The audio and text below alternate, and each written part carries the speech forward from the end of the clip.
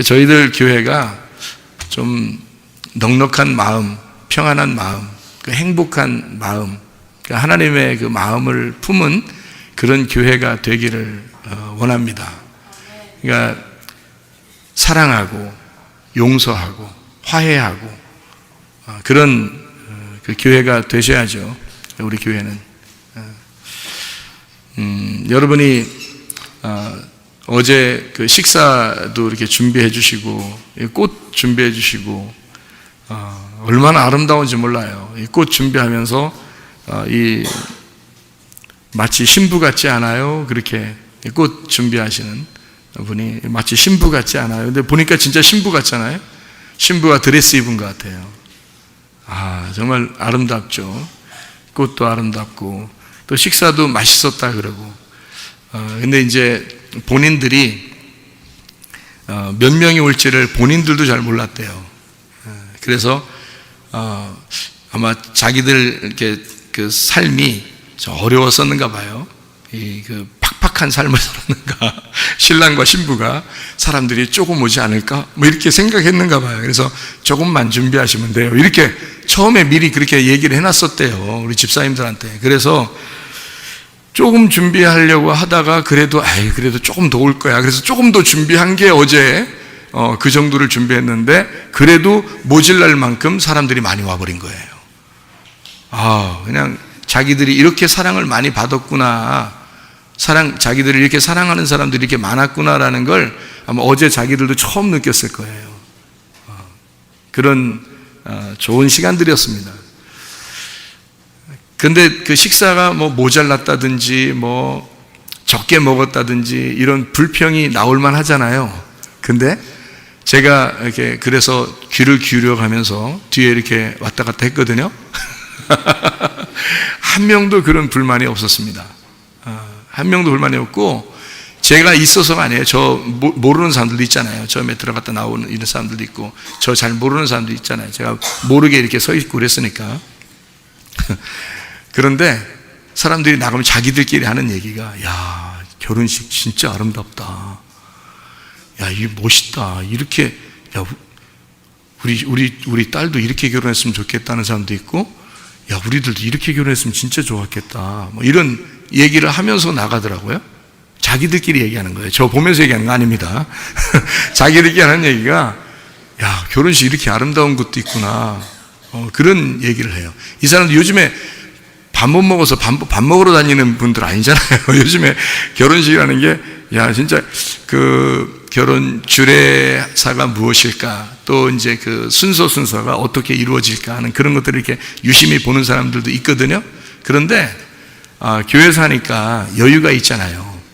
제가 예식장에 초대를 받아서 주례를 하라고 하면 그 예식장 직원들이 와서 먼저 얘기를 해요. 일찍 끝내주세요.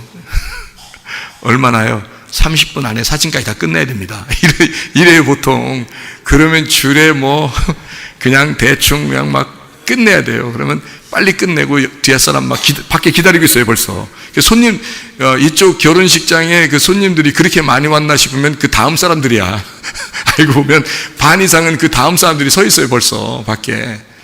그렇게 결혼식을 막 이렇게 찍어내듯이, 뭐 무슨 판에 놓고서 막 찍어내듯이, 그 신랑 신부를 찍어내듯이 하더라고요. 그런 결혼에 대한 의미를 진짜 퇴색시키는 겁니다. 결혼은 이 세상에서 한 번 있는 유일하고 아주 깊은 의미를 가진 그 결혼식이거든요.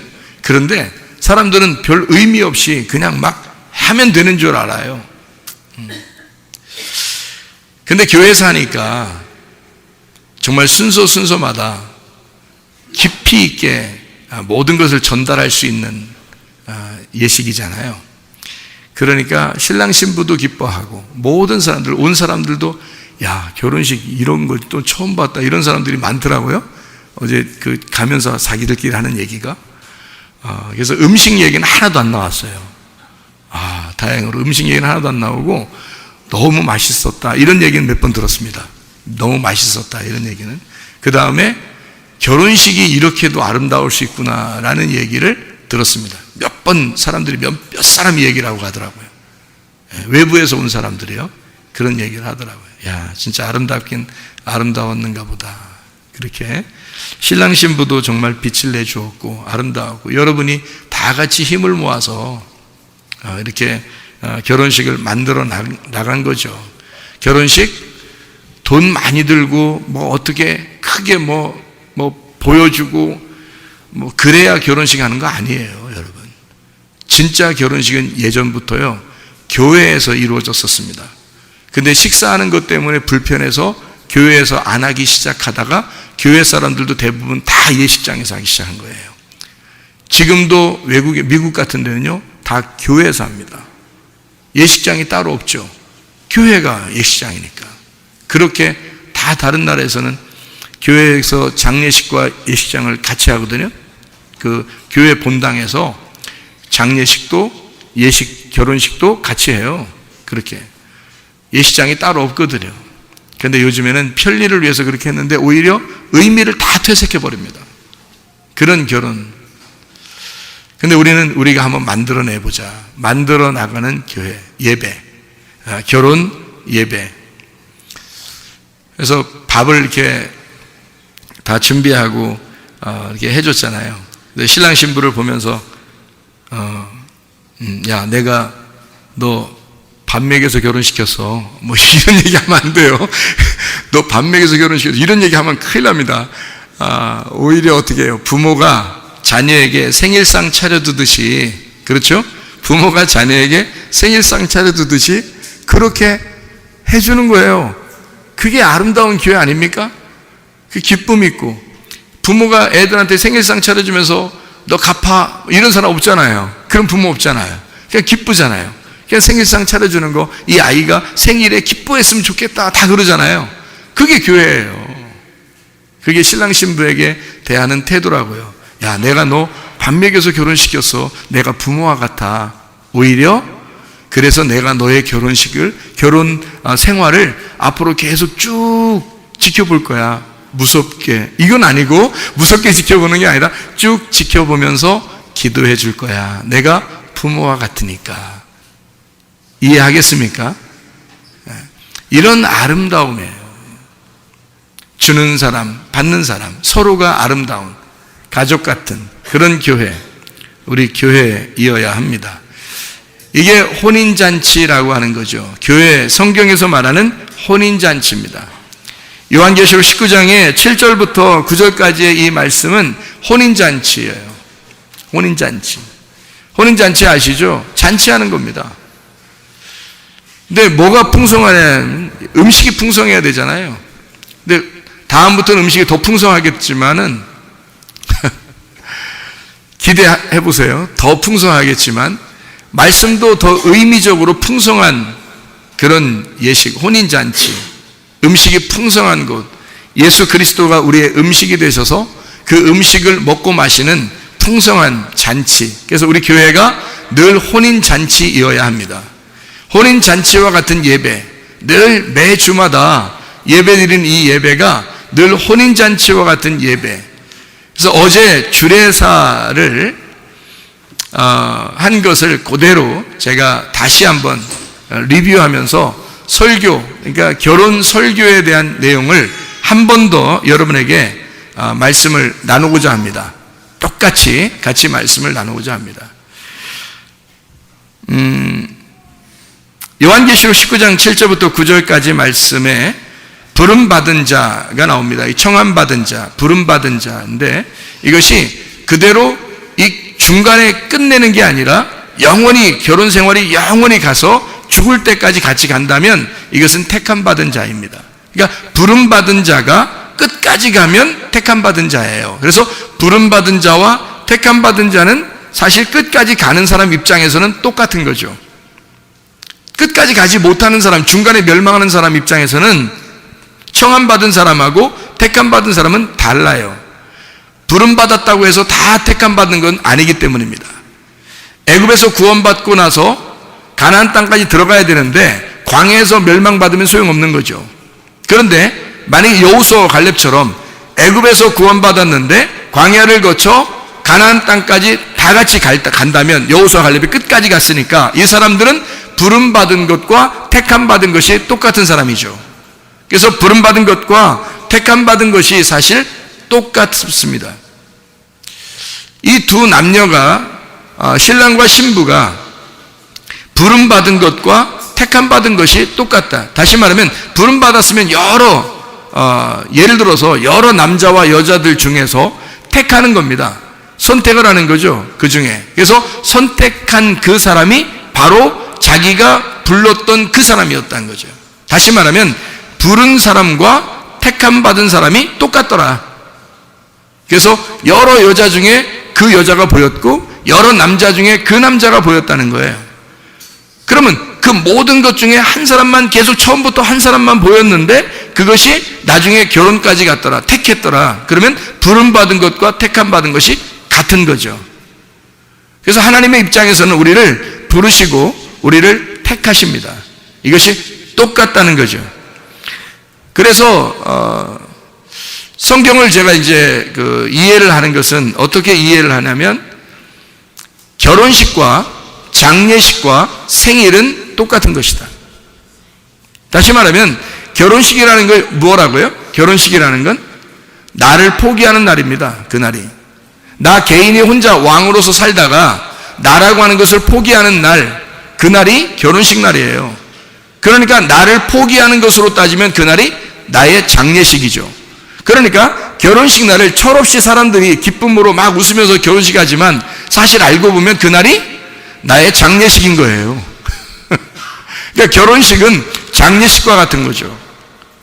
그래서 제가 어제 토요일 날 결혼식을 하고 난 다음에 또 그 지인이 돌아가셔서 장례를 하러 갔거든요.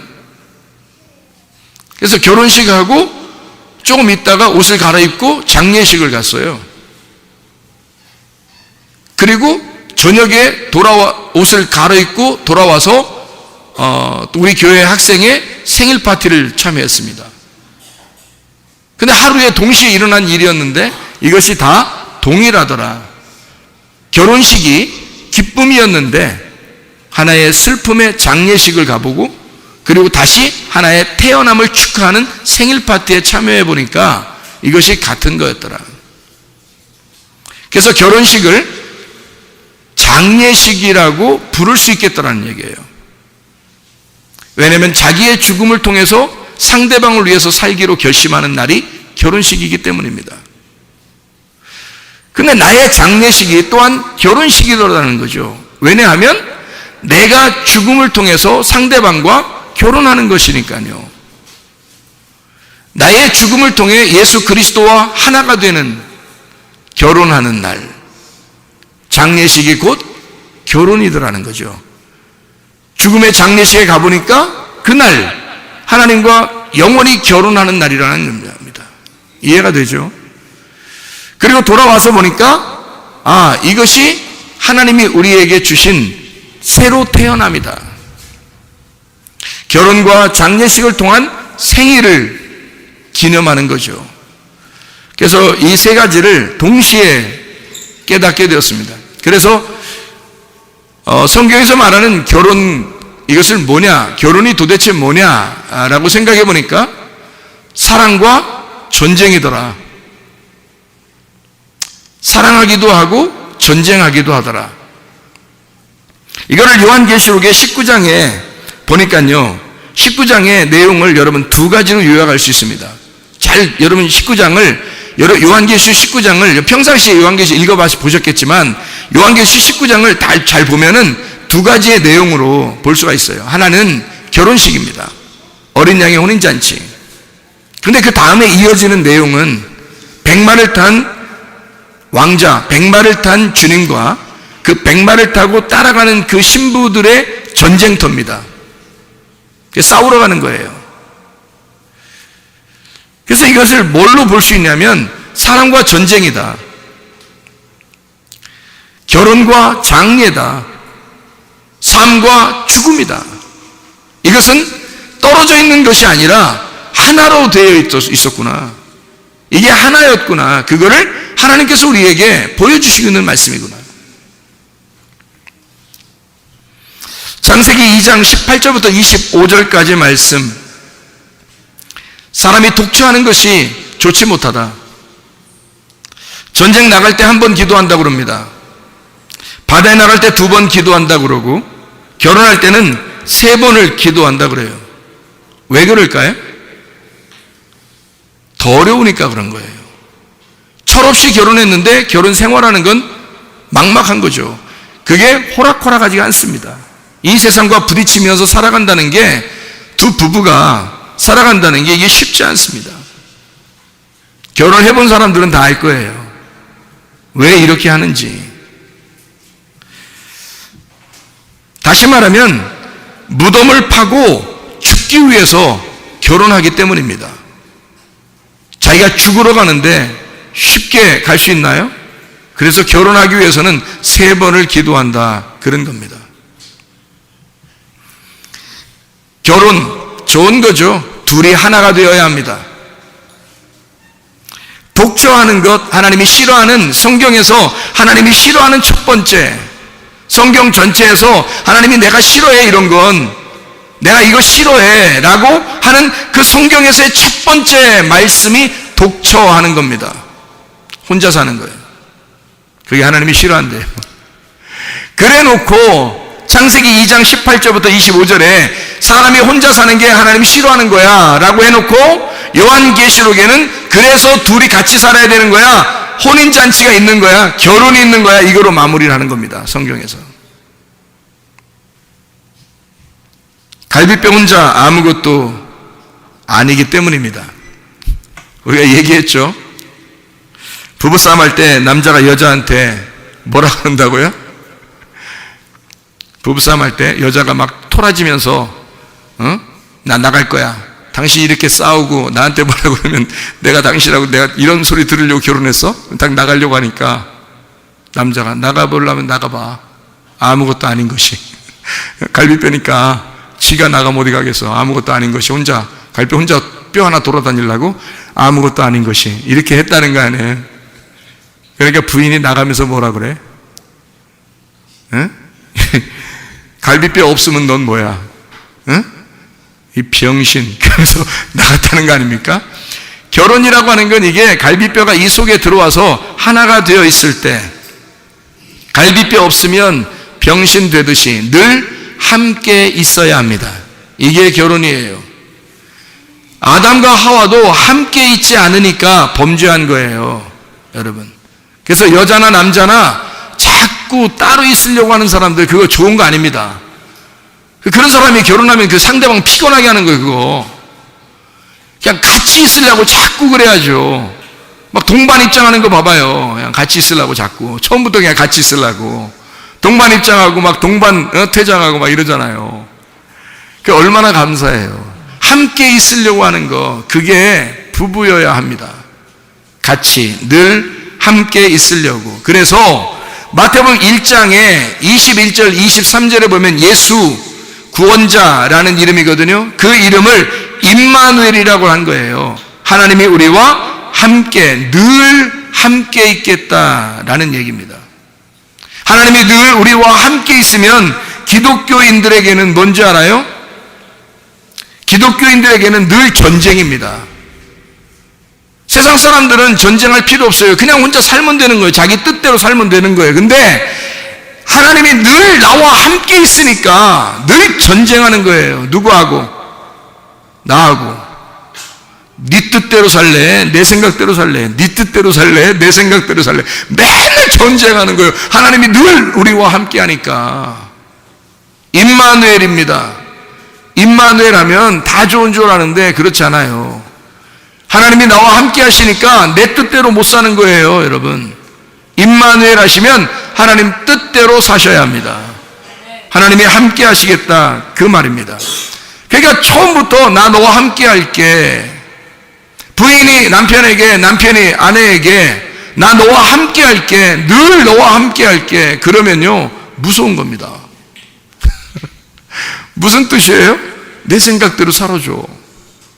내 마음에 쏙 들게 살아줘. 그 말이잖아요. 나 너와 함께 할 거야. 늘 같이 있을 거야. 그러면요.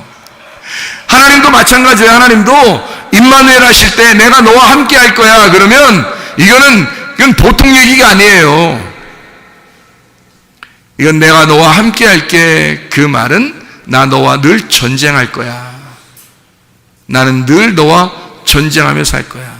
난 너를 항복시킬 거야. 내가 너를 항복시키고야 말 거야.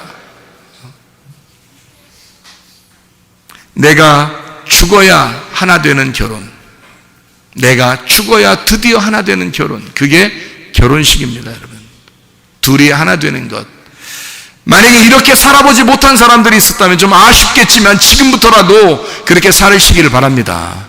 근데 만약에 그렇게 살고 있는 사람이라면 이게 무슨 말인지 이해가 될 거예요. 그리고 지금 시작하는 신랑 신부들은 이게 무엇인지 아마 이렇게 살아가야 되겠다라고 오늘 말씀을 듣는 거고요. 근데 이렇게 살아보지 못한 사람들은 아쉽지만 오늘부터라도 그렇게 살아가시기를 바랍니다. 둘이 하나 되는 것. 마가복음 10장 6절부터 9절에 창조시부터 저희를 남자와 여자로 만드셨으니 이러므로 사람이 그 부모를 떠나 그 둘이 한 몸이 될지니라. 이러한즉 이제 둘이 아니요 한 몸이니 그러므로 하나님이 짝지어 주신 것을 사람이 나누지 못할지니라 하시더라. 둘이 한 몸 된 거. 에베소 5장 22절부터 33절까지 말씀. 아내는 복종하고 남편은 사랑해야 합니다. 베드로전서 3장 7절 말씀. 남편 된 자들아 이와 같이 지식을 따라 너희 아내와 동거하고 저는 더 연약한 그릇이요 또 생명의 은혜를 유업으로 함께 받을 자로 알아 귀히 여기라. 이는 너희 기도가 막히지 아니하게 하려 함이라. 부부싸움하면 기도 돼요 안 돼요? 기도 안 됩니다. 부부싸움하면요 기도 안 돼요. 잘 용서해야 기도되고요, 화해해야 기도되고요, 사랑해야 기도됩니다. 부부가 둘이 하나가 됐을 때는 어쩔 수 없이 하나님 앞에 교통하고 기도하기 위해서라도 둘이 자주 싸우면 안 됩니다. 싸우면 바로 화해해야 합니다. 둘이 갈라서면 안 되는 거예요. 그래서 남편들은 지식을 따라 아내와 동거하라 그랬습니다. 알고 결혼하라는 얘기예요. 알고 결혼 생활하라는 얘기예요. 근데 잘 알고 결혼 생활하는 사람들이 많지 않습니다. 그냥 철없을 때 결혼하고 지나다 보니까 후딱 지났고 지나다 보니까 애 한둘 나니까 정신없어지게 살다 보니까 나이가 먹었고 그러고 나니까 이제 늙었고 이러니까 후회스러워. 알고 결혼해야 합니다. 그리고 결혼 생활은 알고 하셔야 합니다. 지식을 따라 분명히 결혼 생활을 하도록 되어 있으니까 성경에서는. 고린도전서 13장 4절부터 7절로 사랑은 오래 참고 온유하며 투기하는 자가 되지 아니하며 자랑하지 않고 교만하지 않고 무례하지 않고 유익을 구하지 않고 성내지 않고 악을 생각하지 않고 불의를 싫어하고 진리와 함께 기뻐하고 모든 것을 참고 모든 것을 믿고 모든 것을 바라고 모든 것을 견딥니다. 완전할 수 없습니다. 사람은 이런 완벽한 사랑을 할 수 없습니다. 그렇지만 톱니바퀴가 서로 맞물려 돌아가듯이 자기가 좀 깎여 나가면서 서로 맞추어 나가는 것입니다. 그게 결혼 생활입니다. 남편은 존경을 먹고 살고 아내는 사랑을 먹고 산다고 그랬습니다. 여러분, 진짜입니다. 남자들은요, 여자가 존경할 때 그때 행복합니다. 여자는요, 남자가 나긋나긋하게 속삭여주고 사랑할 때 그게 그렇게 행복하대요. 어떤 사람은 후회스러운 사람도 있을 겁니다. 그거 어떻게 해요? 이제 회개하고 화해하고 용서하고 남은 인생을 주님 안에서 행복하게 사시기를 바랍니다. 결혼 둘만 하는 것 같지만 부모들도 함께 있잖아요. 살아계시면. 그러면 부모에게 효도해야 합니다. 에베소 6장 1절부터 4절까지 말씀 보면 자녀들아 너희 부모를 주 안에서 순종하라. 이것이 옳으니라. 네 아버지와 어머니를 공경하라. 이는 네가 잘되고 땅에서 장수하리라. 둘이 잘 사는 게 큰 효도입니다. 둘이 잘 사는 게요. 그러니까 더 뭐 큰 걸 바라지 마세요. 이게 바라면 이상한 거예요, 그게. 제가 그런 사람들을 많이 보거든요. 시어머니가 며느리한테 특별히, 그러니까 자기도 며느리였었으면서 그때 당한 걸 막 갚아주려고 하는 사람도 있어요. 그 시어머니하고 며느리 관계가 보통 관계가 아닙니다. 보통 이하의 관계예요. 원래가. 그렇지 않습니까? 자기 아들은 보통 이상의 관계지만 며느리는 보통 이하의 관계잖아요. 남남이잖아, 사실. 남남인데 온 거 아니에요. 오기만 해도 그냥 집이 밝으니까 그냥 좋은 거 아니에요, 그냥? 그래야 되는데, 아니, 그냥 시어머니가 며느리 내가 당한 대로 갚아주리라, 뭐 이러는 것 같아. 이러면 안 돼요. 외국 생활 같이 이렇게 좀 외국 사람들은요, 서로 예의를 지킵니다. 며느리가 그 시어머니네 집에 갈 때 꼭 예약하고 갑니다. 시어머니가 며느리 집에 올 때도 꼭 예약하고 옵니다. 이거 진짜예요. 서로가 남남입니다. 거기는요. 서로가 예의를 지켜서 생활하거든요. 근데 꼭 여기는요, 한국은 뭐 동방 예의지국이라고 자기만, 다른 사람들이 다 자기한테 해줄 땐 동방 예의지국이라고 그러고 자기가 다른 사람 할 때는 뭐 요즘 시대는 바뀌었어 뭐 이러고요. 그래요. 시어머니가 며느리에게 자꾸 친한 척 하면 안 됩니다. 그게 더 곤란한 거야. 얘야, 뭐, 오늘 뭐 하니? 뭐, 전화하지 마세요. 그냥 물어보지도 마세요, 그냥.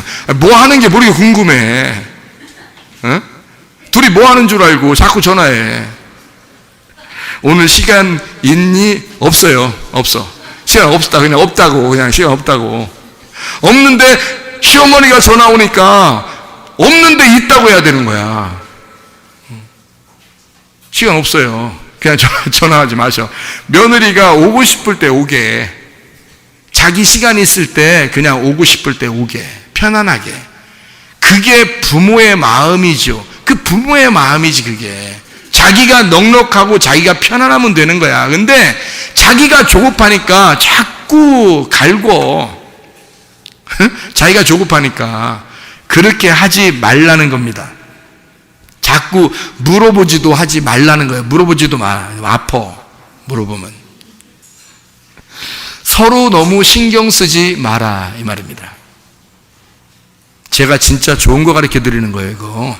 앞으로 여러분의 가정에 행복을 주는 말들이에요, 이게. 다시 말하면 무소식이 희소식이다, 이런 말 있죠.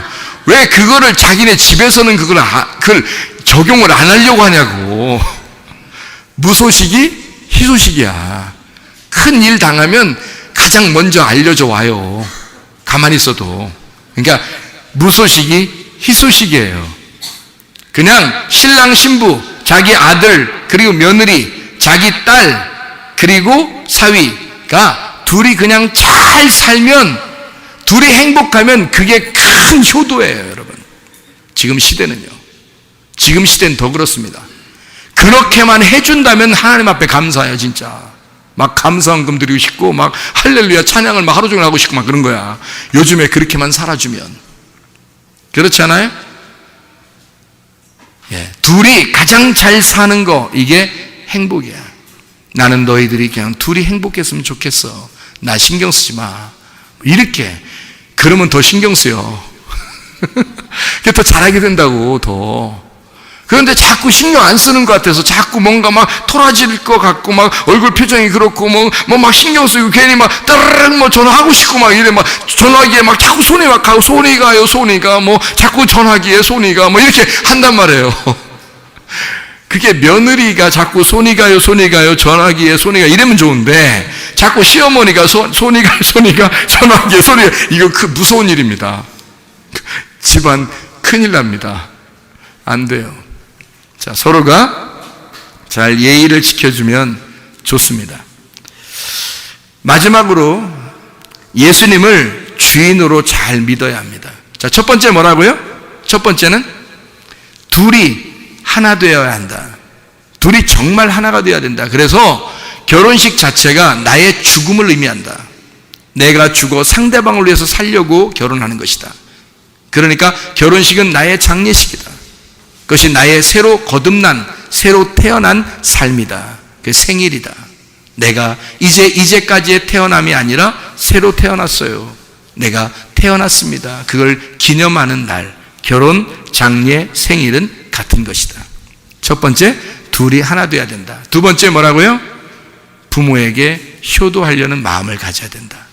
부모에게 효도하려는 마음을 신랑 신부가 가져야 된다. 그런데 부모 입장에서는 어떻다?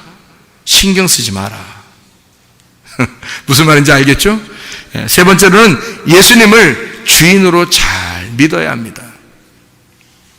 사도행전 16장 31절 말씀, 주 예수를 믿어라. 그리하면 너와 내 집이 구원을 얻으리라. 그랬습니다. 예수 믿지 않는 가정 행복하지 않습니다, 여러분. 될 수 있으면 교회와 하나가 되시기를 바라고, 될 수 있으면 하나님의 말씀과 하나가 되시기를 바라고, 될 수 있으면 하나님과 하나가 되시기를 바랍니다. 순전히 신랑 좋다고 신부 좋다고 둘만 쳐다보고 있으면요, 어느 날 문제가 생깁니다, 여러분. 근데 하나님 바라보면서, 말씀 바라보면서 교회 중심적으로 살게 되면요, 둘이 더 사랑하게 됩니다. 하나님이 그렇게 만들어 주셔요. 그런데 이런 원리를 잘 모르니까 사람들이 자기들만 잘 사랑하고 자기들만 나가서 행복하면 좋은 줄 알아요. 그렇지 않아요. 결혼이라는 그 자체가요, 성경에서 나온 겁니다. 결혼 안 하고 살아도 돼요. 안 하고 그냥 둘이 사랑하며 살아도 돼요. 이건 동물들 결혼식 하는 거 봤어요? 여러분? 동물들끼리 주례자 있고 신랑 신부 있어서 동물들이 원숭이끼리 3명이 이렇게 결혼하는 거 봤냐고. 막 하객들도 막 모아놓고, 에? 바나나 막 쌓아놓고서요. 결혼식 하는 거 봤냐고요? 없죠. 뭐 코뿔소끼리 막 그냥 막 결혼하는 거 막 주례자 있고 신랑 신부 있고, 그다음에 막 코뿔소 막 이렇게 막 킁킁거리면서 막 결혼하는 거 봤어요? 안 합니다. 여러분이 키우는 애완견도 결혼식 못 해요. 결혼은 성경에서 나온 유일한 것입니다. 그리고 사람만 할 수 있는 거예요. 결혼식이라는 건요. 아무도 이건 흉내낼 수가 없어요. 어디서 나왔기 때문에? 성경에서 나왔기 때문에. 성경은 창세기부터 요한계시록까지 둘의 하나됨이라고 하는 결혼을 설명하는 책이에요. 그래서 이것을 이 땅에서 하나님의 나라의 그 결혼식을 설명하려고 하는 것이기 때문에 이게 굉장히 성스러운 거라고요. 결혼이라는 게요. 그래서 하나님 아버지가 결혼을 성경에서 창조해냈기 때문에요, 이 땅에서 하나님 아버지를 제대로 알고 하나님 말씀 중심으로, 교회 중심으로 결혼 생활하는 것만큼 아름다운 것은 없습니다, 여러분. 이 세상에서요. 그래서 주 예수를 잘 믿어야 한다. 그러면 너와 내 집이, 너의 가정이 함께 구원을 받을 것이다. 요한계시록 19장 7절부터 9절까지의 오늘 본문의 말씀, 어린 양의 혼인잔치입니다. 요한계시록 19장 7절 말씀 보니까 우리가 즐거워하고 크게 기뻐하며 그에게 영광을 돌리세. 어린 양의 혼인 기약이 이르렀고 그 아내가 예비되었다. 이랬습니다. 요한계시록 21장 2절 말씀에도 거룩한 성 새 예루살렘이 하나님께로부터 하늘에서 내려오니 그 예비한 것이 신부가 남편을 위하여 단장한 것 같더라. 성경에서 가르쳐주는 말씀입니다. 결혼이요. 주례자가 누굴까요? 주례자가 목사님이지 누구예요? 교회에서. 아니, 그게 아니라 하늘나라의 주례자가 누굴까요? 하나님입니다. 하나님이 주례자셔요. 그러면 신랑이 누구예요? 예수님 신랑입니다. 유일하게 우리는 예수님 바라보면서 가는 거예요. 신부는 누구예요? 나예요. 교회인 내가 신부입니다. 예수는 나만 쳐다보고 나는 예수만 쳐다보는 거예요. 신랑과 신부가 결혼식 하면서 둘만 쳐다보는 거 보셨죠? 그것보다 더 애틋하게 예수를 바라보셔야 합니다. 예수가 나의 유일한 신랑이시고 나는 그의 유일한 신부니까. 주님은 우리에게 그렇게 말씀합니다. 나의 사랑, 나의 어여쁜 자야, 일어나 나와 함께 가자. 나 갈 테니까 뒤에 따라와라. 이런 거 아니에요. 옛날 우리나라 조선시대처럼 양반이면 남편이 앞에서 뒷짐지고 어허 하면서 앞에 가면 뒤에 종처럼 말해요. 부인이 짐 다 들고서 이렇게 뒤에 따라가 종처럼 이렇게 하는 그런 시대 아닙니다. 그런 신랑 아니에요. 주님은 이런 결혼 문화, 이 시대의 문화까지도 다 바꿔버립니다. 성경 자체에, 성경에서의 결혼은 신랑이 먼저 이렇게 말합니다. 나의 사랑, 나의 어여쁜 자야, 일어나서 나와 함께 가자. 죽음에서 부활하여 네가 나를 위해서 죽겠다 그러니 일어나서 부활하여 나와 함께 가자. 그렇게 말씀하십니다. 주님은 우리와 동행하길 원하시지 혼자 가길 원하시지 않습니다. 결혼식을 보면 다 성경에 나와 있는 것이기 때문에 주례자가 하나님이시고 신랑이 예수님이고 신부가 교회입니다. 바로 나예요. 근데 신부를 원래 우리가 이제 신랑 신부가 동반 입장하는 때가 많은데 요즘에는 함께 둘이 처음부터 떨어지기 싫다고 그렇게 하는 사람들이 많은데 원래는 신부를 신부 아버지가 신부를 데리고 와요. 그리고 신랑에게 넘겨줍니다. 그렇죠? 근데 먼저 어떻게 하냐면 신랑이 먼저 앞으로 가서 신랑 입장을 먼저 해요. 신랑 입장을 먼저 하고 그 다음에 신부가 아버지의 손에 이끌려서 옵니다. 그러면 신랑이 그냥 가만히 그 자리에 서서 신부가 자기 앞에 올 때까지 기다리나요? 아니면 밑으로 내려가나요? 밑으로 내려가죠. 밑으로 내려가서 인사를 합니다. 그죠? 이제까지 키워주셔서 고맙습니다. 이제 제가 키우겠습니다. 이렇게 되는 거죠. 그래서 이제까지 키워주셔서 은혜에 감사합니다. 인사하고 신부를 데리고 주례자 앞에까지 가요. 다시 다 그렇습니다. 그렇죠? 그렇게 안 하면 저 신랑 이상해 뭐 다 그렇게 욕하죠. 다 그렇게 하게 돼 있어요. 그게 뭐냐면 성경하고 똑같은 얘기입니다. 신랑이 먼저 부활 승천하셔서 하늘나라에 올라가셨어요. 하나님에게. 그렇죠? 그리고 신부들이 다 준비되면 누가 데리고 가요? 신부 아버지가 내가 거듭나 태어날 때부터 지금까지 나의 처음 아기 때 태어날 때부터 지금까지의 나의 모든 인생을 누가 보셨어요? 하나님의 성령이 내게 오셔서 그 아버지가 되셔서 나의 모든 필요와 나의 모든 부족한 것과 연약한 것과 나의 모든 삶을 일거수일투족을 다 보신 분이 하나님의 성령이셔요. 하나님의 성령이 나의 태어남과 나의 죽을 때까지를 인도하십니다. 그가 나의 아버지셔요. 하나님의 성령이 나를 신랑에게 인도하는 겁니다. 하나님의 성령이 그가 나의 아버지가 되셔서 신부의 아버지가 되셔서 신랑에게까지 데리고 가는 거예요. 그때 신랑이 신부가 오는 것을 봤을 때 그게 죽음입니다. 여러분의 죽음. 여러분의 죽음으로 신부가 올라오고 있는 걸 보았을 때 신랑이 어떻게 해요? 너무 다급해서 밑으로 내려옵니다. 내려와서 보세요. 성령이 신부 아버지가 와가지고 신부 손을 놓고 그냥 저기 신부 아버지가 확 떠나버려요. 아니면 신부 손을 신랑이 가지고 갈 때까지 신랑이 인사하고 신랑이 딱 손을 잡을 때까지 그때 이 아버지가 잡고 있습니다. 이해가 돼요? 그래서 신랑한테 손을 넘겨줘요. 자세히 보셨나 모르겠어요. 저는 주례를 하기 때문에 자세히 보고 그렇지 않으면 가르치기도 하고 그러거든요. 신부 아버지가 손을 잡고 와서 신랑이 신부의 손을 잡을 때까지 손을 잡고 있습니다. 그리고 넘겨주는 거예요.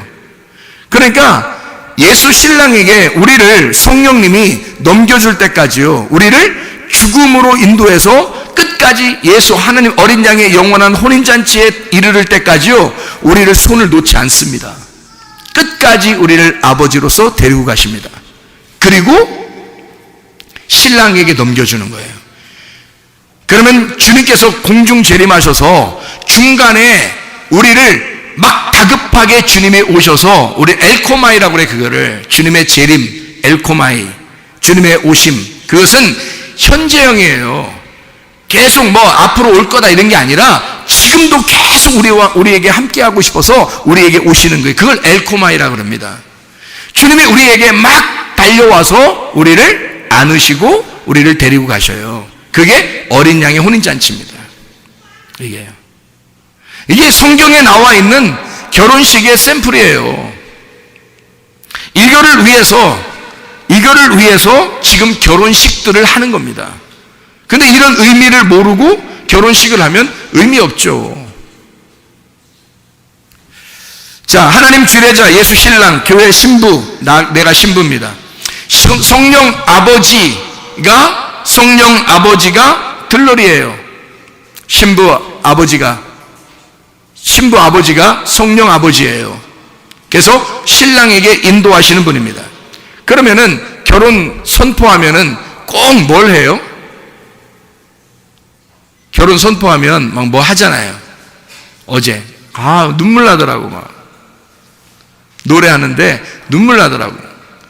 그 신랑 신부가 둘이 그 참 우여곡절 속에 하나님의 그 우연함, 하나님의 계획에 의하여 이들이 만나고 결혼까지 하는 그 모습을 제가 이렇게 생각을 해보니까 너무 눈물 나고, 그 하나님의 사랑, 그 하나님의 그 세밀한 그 배려하심을 내가 깨달으니까, 느끼니까 눈물이 나서 막 그렇더라고요. 마음이 뭉클하더라고요. 그 둘이 찬양하는데 당신만을 보겠소, 당신만을 사랑하겠소, 이렇게 서로 노래할 때 참 가슴이 뭉클하더라고요. 그렇게 둘이, 요즘에는 신랑 신부도 찬양하지만 사실 누가 있어요? 축가하는 사람들이 있잖아요. 축가하는 사람. 그럼 하늘나라에는 축가하는 사람 없을까요? 하늘나라에는? 누가 축가할까요? 누가 축가를 막 부르겠어요? 이 세상에서 노래를 따라할 수 없는 천사들, 그 천사들이 하늘나라에 축가하는 사람들입니다. 이게 성경에 있는 그대로예요. 결혼식이요. 사람들은 결혼 축하하러 구경하러 오지만 사실 구경만 하고 지옥 가면 아무 의미 없습니다. 이것은 성경에서 진짜 하늘나라의 결혼식, 하늘나라의 결혼식을 가장 잘 설명하는 게 이 땅의 결혼식이기 때문이에요. 그래서 예수 믿고 천국 가는 것, 결혼식에 왔든 결혼식에 오지 못했든 예수 믿고 천국 가는 것, 그것이 가장 결혼 축하입니다. 여러분, 결혼 축하하러 왔다면 여러분이 예수 믿고 천국 가는 것만큼 결혼 축하가 어디 있습니까? 신랑 신부가 만나서 영원히 하늘나라에 산다는 것을 축하해 주는데, 내가 거기에 그 자리에 가서 하늘나라까지 따라가서 거기에서 함께 즐거워하는 것만큼 결혼 축하하는 진정한 축하가 어디 있겠어요? 이게 성경이라고요. 하나님 말씀. 하나님 우리를 부르시고 우리를 택하십니다. 왜요? 어린 양의 혼인잔치에 너희를 인도하려고, 함께 그 준비된 혼인잔치에 그 신부로서 참여하라고. 그래서 영원히 함께 살자고. 나의 사랑, 나의 어여쁜 자야, 일어나서 함께 가자.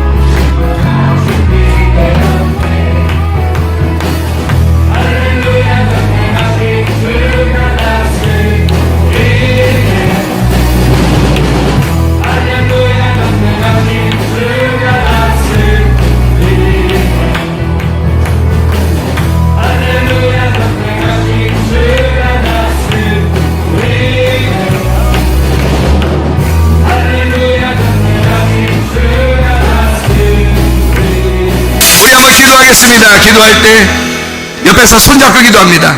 하나님, 우리가 그리스도의 신부입니다. 어린 양의 혼인잔치에 참여하는 하나님의 백성들이 되게 하옵소서. 우리 교회의 성도들은 한 사람도 빠짐없이 하나님의 어린 양의 혼인잔치에 참여하는 그런 놀라운 축복 있는 그런 교회가 되게 하옵소서. 내가 그런 주인공이 되게 도와주시옵소서. 우리 한 목소리로 기도합니다. 우리 하나님 아버지의 인도하시고 사랑하심을 믿습니다.